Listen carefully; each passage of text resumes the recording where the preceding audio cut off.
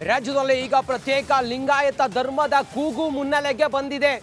ದಾವಣಗೆರೆಯ ಮಹಾ ಅಧಿವೇಶನದ ನಂತರ ಈಗ ಸ್ವತಂತ್ರ ಲಿಂಗಾಯತ ಧರ್ಮ ಮುನ್ನೆಲೆಗೆ ಮತ್ತೆ ಬಂದಿದೆ. ಸರ್ಕಾರದ ಜಾತಿ ಗಣತಿ ಅಸ್ತ್ರಕ್ಕೆ ಸ್ವತಂತ್ರ ಧರ್ಮದ ಪ್ರತ್ಯಾಸ್ತ್ರವನ್ನ ಹೆಣೆದಿದ್ದಾರೆ.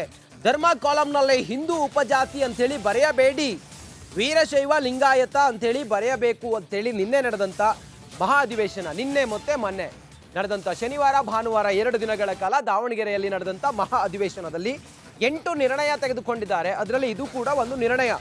ದಾವಣಗೆರೆಯಲ್ಲಿ ನಡೆದ ಮಹಾ ಅಧಿವೇಶನದ ನಿರ್ಣಯ ಇದು.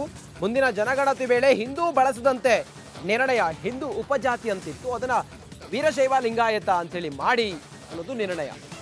ಮುಂದಿನ ದಿನಗಳಲ್ಲಿ ನಡೆಸುವ ಜನಗಣತಿಯ ವೇಳೆ ನಮ್ಮ ಸಮಾಜ ಬಾಂಧವರು ನೀವು ಹಿಂದೂ ಮತ್ತು ತಮ್ಮ ಉಪಜಾತಿ ಹೆಸರುಗಳನ್ನು ಬರೆಸದೆ ಧರ್ಮದ ಕಾಲದಲ್ಲಿ ವೀರಶೈವ ಲಿಂಗಾಯತ ಎಂದೇ ಬರೆಸುವಂತೆ ಈ ಮಹಾ ಅಧಿವೇಶನ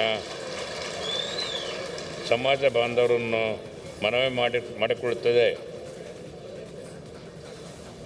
6 ಎಲ್ಲ ರೈತರಿಗೆ ಅನುಕೂಲ ಆಗುವಂತೆ ರಾಜ್ಯದ ಎಲ್ಲ ನೀರಾವರಿ ಯೋಜನೆಗಳನ್ನು ರೂಪಿಸಿ ಅನುಷ್ಠಾನಗೊಳಿಸಲು ಈ ಮಹಾ ಅಧಿವೇಶನದಲ್ಲಿ ಸರ್ಕಾರವನ್ನು ಒತ್ತಾಯಿಸುತ್ತದೆ.